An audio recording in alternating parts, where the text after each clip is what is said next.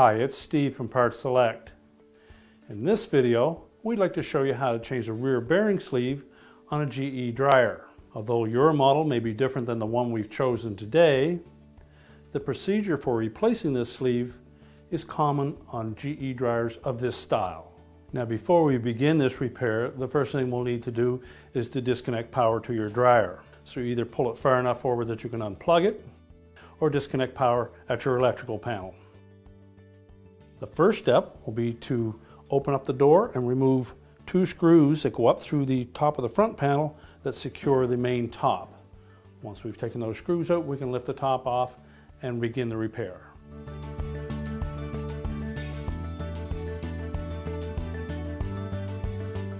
Now, with the screws removed, our next step will be to remove that main top. On this particular model of dryer, we're simply going to lift up on that top. While tilting upward, we'll be pulling it forward to disengage the bottom lip on that main top that fits into a metal bracket or support bracket across the back of the dryer, and it's basically a friction fit. So we're just going to lift up on it. Once we have it lifted a bit, we're simply going to pull it towards us while lifting up at the same time. That will disengage from underneath that support bracket. And also, we'll pull it away from these three tabs on our control panel. Now, with the main top removed, that will expose two screws that secure that front panel and front bearing assembly to the cabinet. So we'll take those two screws out. Now next, we're going to just support the weight of that drum with one hand, and then we'll tilt the front panel forward with the other. With the front panel tilted forward, we should be able to lift that off of the tabs on the bottom of the cabinet and then pivot that door around. And there should be enough room that we don't need to disconnect the harness to the door switch. And just make sure that panel is supported properly. And then we're going to lift that drum slightly forward so that we can access that rear bearing sleeve. Now that we have full access to the front of our dryer, before we can pull that drum forward, we suggest that you remove this single screw. That will allow us to pull that cabinet away from the drum. Now next, what we would do is simply push this belt back a couple of inches on the drum.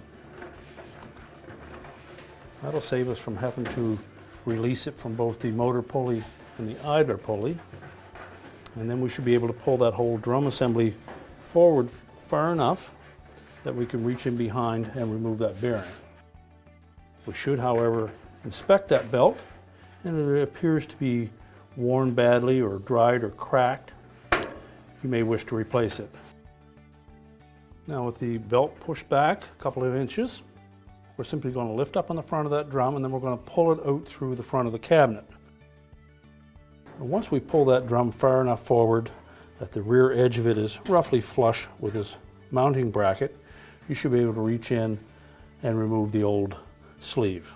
Now, we've added a little bit of light here to give you a better view of what we're doing. You can see the rear bearing sleeve and the bearing shaft. And typically there might be a O-ring located in that groove on the end of the shaft. You would need to pry that out of the way first. We're next going to pull the old bearing sleeve off and discard it, and just do a quick visual inspection of that shaft to make sure that there's no damage to that. We'll then take our new bearing sleeve, slide it onto that shaft. If the O-ring was intact, you can reinstall that. Again, if it wasn't, or if it's damaged, there's no need to worry. It's not necessary. And now we're simply going to lift that drum back into position.